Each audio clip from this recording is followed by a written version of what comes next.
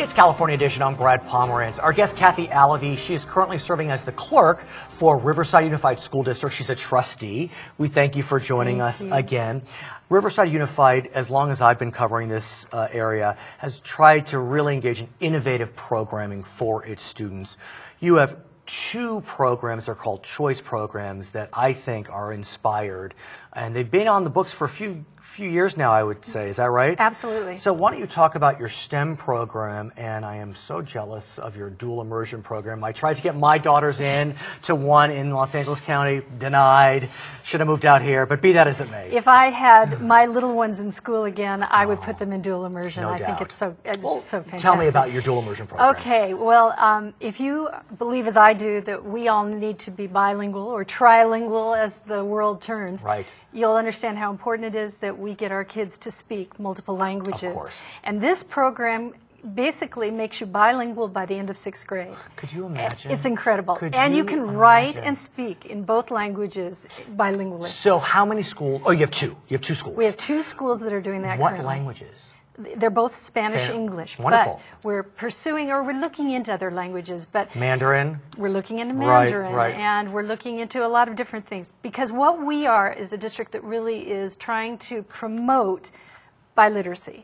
And by doing that, we hope to really encourage all our kids to really just believe in that second language. When you say biliteracy, you mean that you want your high school graduates, even if they weren't in that dual immersion program, to be able to read and write in English and whatever. Another language, yes. So how's that working out for students that didn't have the benefit of dual immersion? You know, I'll say this. I started taking French in 6th grade. I went all the way through to 12th grade. I was doing pretty well by the end of 12th grade. I mean, I really was. And so are you seeing that as well? Absolutely. And what we're going to try to do is, and we're looking at this right now, is to try to sort of do discovery time in elementary, where we introduce kids to languages in the elementary Aside years. from dual immersion. Aside from dual immersion. Make this available to all our schools in an after-school program where we actually introduce languages. And then, as they get older, you know, when they're little sponges, they'll pick them up. It is amazing. My daughters, they are speaking Spanish in large part because of a monolingual caregiver. They have some exposure at their school, and we also give them enrichment in Spanish. Exactly, and that's what we need to do. For so many years, school districts have been really crushed by the budget deficits that we saw in Sacramento, and a lot of programs were being cut, including language programs.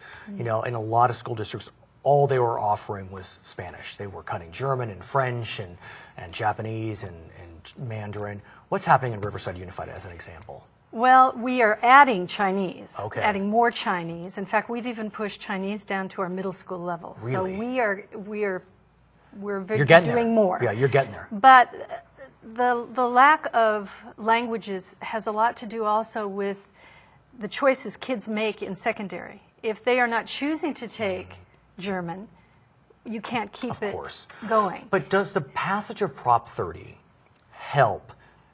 I mean, I'm told it helps generally, but on this very specific issue, because we've talked about this before, you and I are simpatico on this issue of bilingualism. Yes. So does it help on this specific area?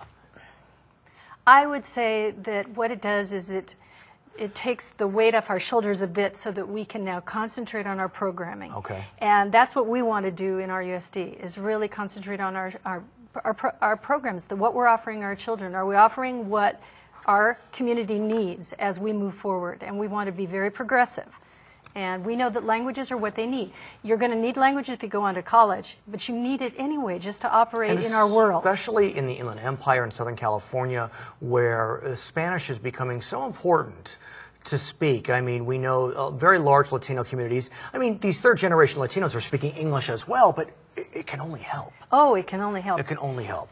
And I think more and more people are realizing this now when they're out in the workforce, that wouldn't it be a benefit to speak those other languages? I want to talk more about funding because, as you know as well as anyone, the governor has proposed a unique funding formula, a revolutionary funding formula, whereby he would give more local control over dollars to school districts.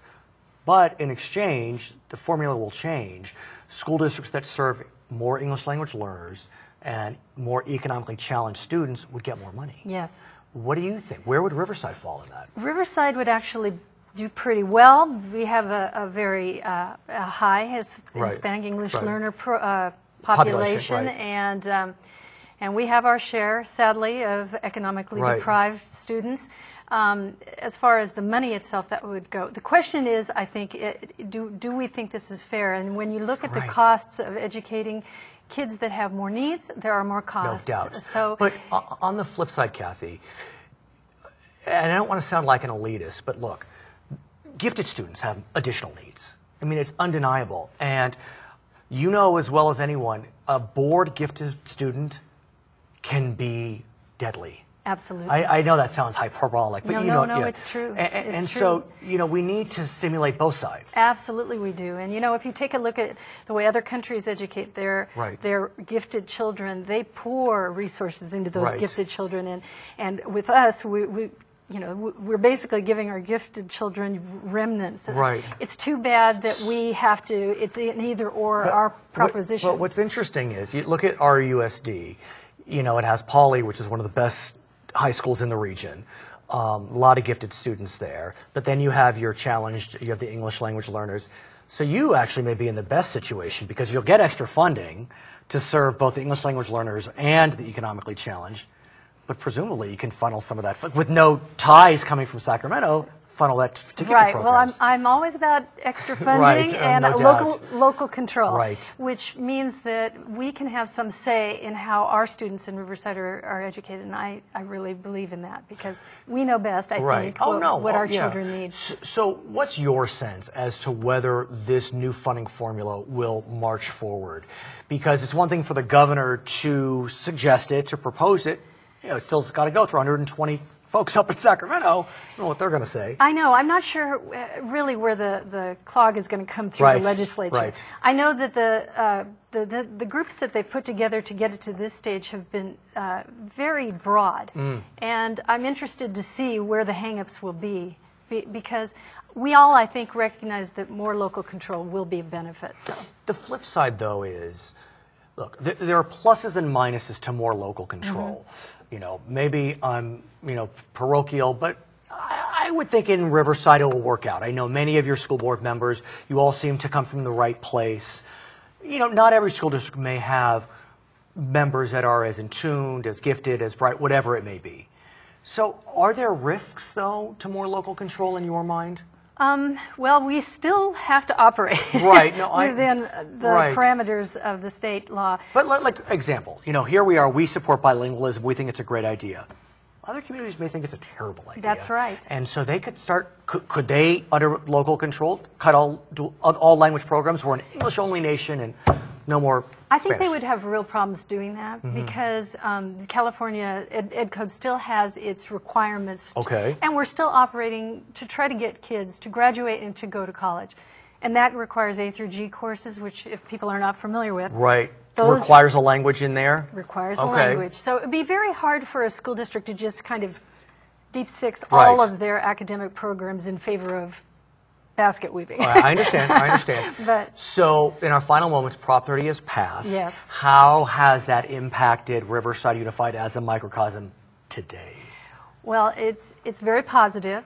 Certainly, like I said, it took a lot of weight off of our shoulders, and we are able to now breathe a little easier. We prepared for the worst case scenario, so now we do have. I have to ask you, and I've said this publicly on the air, I did not think it would pass. I didn't either. That's what I was going to ask you. Were you surprised? I was. I was totally surprised. And the margin. And the margin. And it wasn't as if the coastal counties made it happen. I mean, there was wide support throughout the entire state. I know, and up to the last minute, everybody was predicting it wouldn't pass. So. Her name is Kathy Allavie. She is a member of the Riverside Unified School Board. My name is Brad Pomerance. This is California Edition.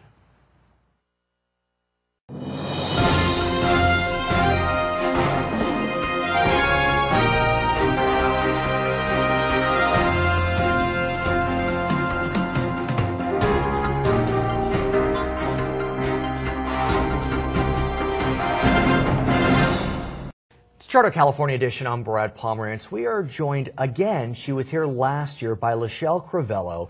She is the Director of Victim Services at the Riverside County District Attorney's Office.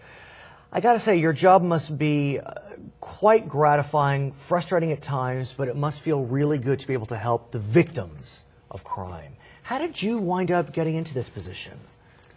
Well, I look at this position, and I think any advocate would agree with this. It's more of a calling and a mission than just a job. Now, are you a lawyer as well? No, I'm not. So you get to work with lawyers. I'm sorry about that. I used to be a lawyer. But be that as it may, so literally you felt called to this.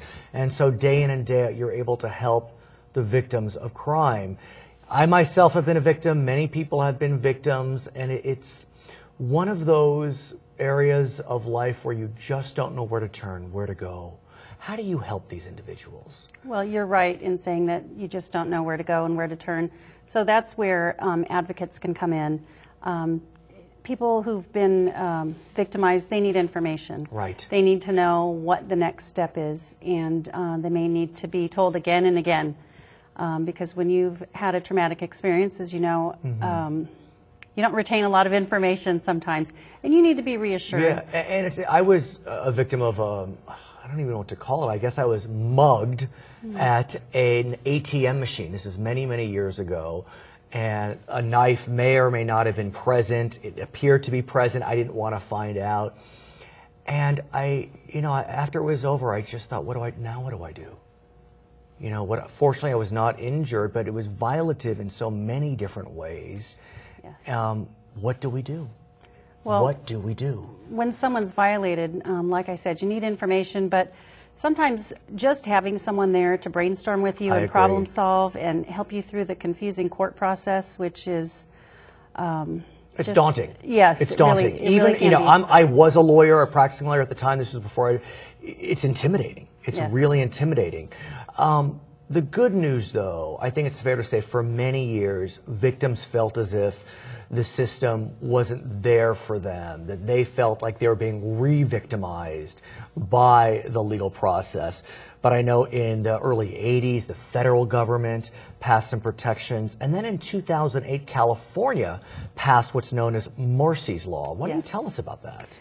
Well, even before Marsy's Law, we've had a lot of progress in the field, and I'm lucky to come from a great office that cares about victims' rights each and every day. Marsy's Law provided 17 rights, plopped it right into the California Constitution. Was it a voter-passed initiative? Yes. It was, okay. In 2008. And it introduced some new rights that victims didn't realize before. Like you can speak at any court hearing where your interest is involved that has anything to do with victims. You can have some input in bail hearings. Wow, that's serious. Yes, and it also expanded the definition of a victim to not just the person who directly was affected by the crime, but their family and everything. So it's really done a good thing for California victims. And over the last few years, many district attorneys' offices throughout California have developed their own programs to, maybe we can say, honor the victims, support the victims. Usually during the month of April, there will be what we know as National Crime Victims' Rights Week. That's right. In 2013, it's coming up April 21st to the 27th. What do you tell us about that? Well, we recognize Victims' Rights Week with 3 candlelight vigils across Riverside County. We start out in the desert, in Palm Desert, then we go to Temecula, and then we end up in Riverside. And it's just a very moving experience, very compelling. Anyone who has been a victim of a crime can come and be with people that they can relate to. And we'll put all the information on the screen as to where those events will be, whether you live in Riverside County, San Bernardino County, LA County, all are welcome. I would presume that other counties are engaging in similar tributes. Is that right? Yes. And so it's something that you can go to your county's website, I'm sure, and find out where you can go to support victims. You maybe have been a victim yourself. Maybe you want to support the others. Yes. What's amazing to me is how many victims you serve every single year.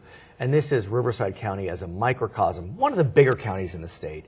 But if you extrapolate to Los Angeles County, for example, give us a sense of the number of victims. And you know, the word victim, it's a tricky one. I mean, I guess we are victims, but so often that makes you seem like you're in a position of weakness. But we can talk about that in a moment. We'll get there in a second. So talk to me about the numbers, because they are daunting. Okay. Well, as far as being in a position of weakness, we like to empower our victims so that let's they don't go there have now. to stay there. But yeah, each year we have... What do you do? Let's stop for a second. What Okay. do you do? Tell me. I mean, our interview's still going on. Tell me, what do you do to empower these people? Well, going back to the information part, Right. that is key. People have to know what to expect. And we also encourage folks to stand up for their rights. If they're kind of on the edge and don't know if they want to address the judge or not, What about, or speak up in court, we encourage them. Testifying can be very, Talk to me very about that, intimidating. because you know we see so often on these CSI type shows or whatever it may be that I mean, look, it's Hollywood, but still some people don't want to testify.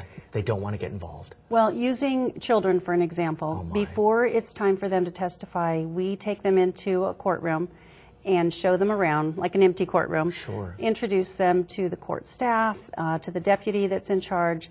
Let them know all of the safety mechanisms that are in place. Let them know exactly what's going to happen, how they can sit to maybe not have to see the defendant. That's the problem. I mean, the accused, the perpetrator, is right there. Right. And the child, I mean, can they testify via closed circuit or? There is a law that allows for that. It's just very rare, and Right. it has to be allowed by the court. But we can have advocates sit on the stand with victims. You can. We're opening up a new program in the next several months with the courts that is a comfort dog program, or court dog. So this is a recognized program across the state and actually across the nation. It's really growing. And So there will be we'll a be using dog court dogs. next to the witness. Yes, during any interview, during any Child, testifying. adult. Really? Everyone has a right to 2 support persons in the courtroom. So One the of dog counts as a support person. How interesting. Okay, so give me a sense of the numbers in Riverside County as an example. Okay, well, the numbers in Riverside County on average is about 13,000 to 14,000 victims and about 5,000 witnesses. And that's just what we capture. As far as our database and case management system goes, I think there are many more that we touch that we just don't capture. I want to talk to you about the witnesses, because we forget them. Right. Because in some ways they are victims, because to witness a crime is equally traumatic. as traumatic and horrifying. Do they have protections, rights? Yes, there are also a set of rights for witnesses. And what our office does, as soon as someone is identified as a witness to a crime and we filed the case, we send them a letter and let them know who to call and what their rights are and kind of what they can expect through the process, so that they're not just wondering, what is this subpoena thing? And it's very helpful for witnesses to have someone to stand by them. I mean, I'm flummoxed in so many ways, because, the victim and the witness may have a relationship, they may not have a relationship. Are they allowed to continue to interact with each other over these issues? Well, we can't follow them around and stop them, Right. but as far as in the courtroom setting goes, or in our office waiting rooms, many times we do need to keep people separate for many Right. reasons. We would encourage them to not talk about the facts of the case together, just to kind of maintain the integrity of the case. Okay, Lachelle, I want to thank you so much for joining us. Again, National Crime Victims' Rights Week is being held this year from April 21st to 27th. In your county, there is likely going to be events commemorating these victims. I hope you're able to participate. In Riverside County, events will be held on the 23rd, 24th, and 25th of April. My name is Brad Pomerance. This is California Edition.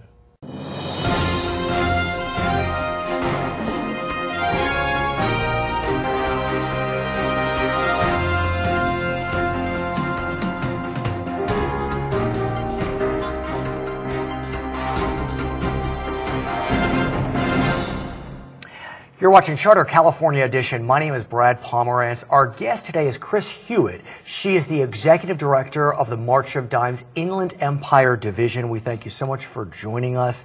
Before we start to talk more about the March of Dimes, we want to know, what is it? March Dimes is a nonprofit. We started actually this year is our 75th anniversary. Congratulations. Thank you. FDR, Franklin D. Roosevelt, started us because he wanted to find a cure for polio, Right. and we did that. We did. And so now we are trying to do the same thing for prematurity and birth defects. And that is the key. I mean, as we know it today, that is the singular focus. Yes. Prematurity, birth defects. Now, you come to the March of Dimes as the mother of 2 babies that were born prematurely. One, 5 weeks. That's premature, but that's okay. The other one was 11 weeks premature. Yes. Is that right? Yep. Born at 29 weeks. Yes. Tell us about this angel. He was... What's his name? His name is Dutch. Dutch. Yes. Great name. Thank you. Great name. He was born 1 pound, 14 ounces. Paint a picture. We're going to show pictures of that, but paint a picture. What does that mean? That is the palm of your hand tiny. That is, so this Okay. is the size of his diaper. Look at this. That diaper was too big for him. This diaper was too big for him. And this is the size of a business card. Too big for him. Yes. Mom, when you looked at that baby and that diaper couldn't fit him, I can't imagine the depth of emotion. It was an incredible And this experience. is your first child. Yeah, and we tried for 5 years to have him, so it wasn't. my. You think you're going to go home with a fat, healthy Right. baby who pees on you and pukes Exactly. on you and keeps you up all night, No. and that was not the case. Dutch, though, was a fighter. Absolutely. He was given a 25% chance of recovery, of life. right. And how old is he today? He is 8 today. Of course. Is his birthday today? No, no, no. Okay, I was going to say, that would have been cool. No. That would have been cool. He's 8 years old. Yeah. And as a general proposition, doing great. Yes, absolutely. Some minor issues that you work through, but you can have those types of issues regardless of prematurity. Absolutely. What happened to your second? He was 5 weeks early. Okay. And he actually had a couple more complications. More than Dutch? More than Dutch. Interesting. So, What's his name? Yeah, his name's Blake. Okay, so, and how are the brothers doing? They're great. My 5-year-old weighs about the same as my 8-year-old. So there's So that's, okay. can be some definite. Right. Yeah, he caught up quicker. Okay. But his first year of life was $35,000 in medical bills. This is Blake. Blake. Dutch? Dutch was $500,000. I'm surprised it was that low. I Yeah. mean, I would have thought it'd be even more. And for a lot of babies, it is. Right. A lot of babies, it is. So through these experiences, you came to realize that there was an organization, March of Dimes, that was doing tremendous work Yeah. on behalf of these premature infants. Right. Tell us more about what you've learned and why you have been called to this organization. Well, it was a traumatic experience, Right. and it was something that I knew if I could help the organization give to parents the joy of a healthy birthday Right. and not have to go through that, or worse, You've told me that when Dutch was in the hospital, there were babies that were given a greater chance of survival that did not survive. Right, exactly. And there were babies that have long-lasting defects. Right. Wheelchair-bound. Cerebral palsy. Right. There was one baby that will never eventually be older than a 5-year-old. That we're still in contact with those parents. Right. So those are mortifying statistics. And for me, it was if I could help one family not go through what we went through, then sign me up. Now, what's interesting is we've learned as it relates to your story, there were some extenuating circumstances. You may have been on a plane and something may have happened there, or your body may have had difficulty with pregnancy.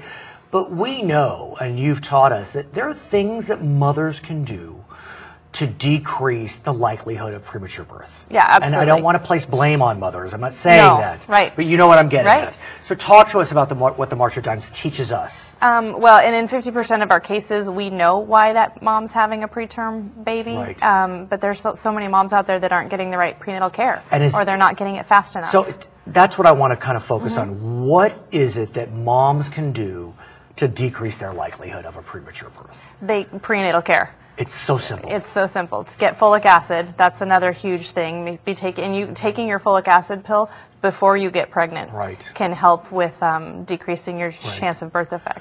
Talk to us about prenatal care, because sometimes it can be difficult to access. It can. Is March of Dimes able to assist in accessing prenatal care? We fight at the state legislature to make sure that all moms can have prenatal care. And what are we learning? And so far, we're successful.